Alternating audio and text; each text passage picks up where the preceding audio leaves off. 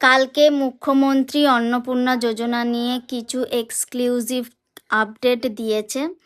যারা জুলাইয়ের 10 তারিখের মধ্যে ফর্ম ফিল আপ করে নিয়েছিল তাদের ভেরিফিকেশন 17 তারিখের মধ্যে কমপ্লিট হয়ে যাবে। আর 10 তারিখে ওনার একটা প্রেস কনফারেন্স করবেন, ওখানে সব ডিটেলসে আরও বলবেন।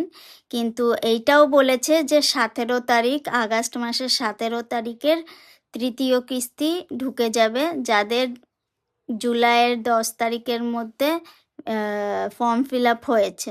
আর যারা পরে ফিল আপ করেছে তাদের কিছু যেটা বাকি থাকবে সেটা আগস্টের 30 তারিখের মধ্যে হয়ে যাবে, তো তারাও পাবে।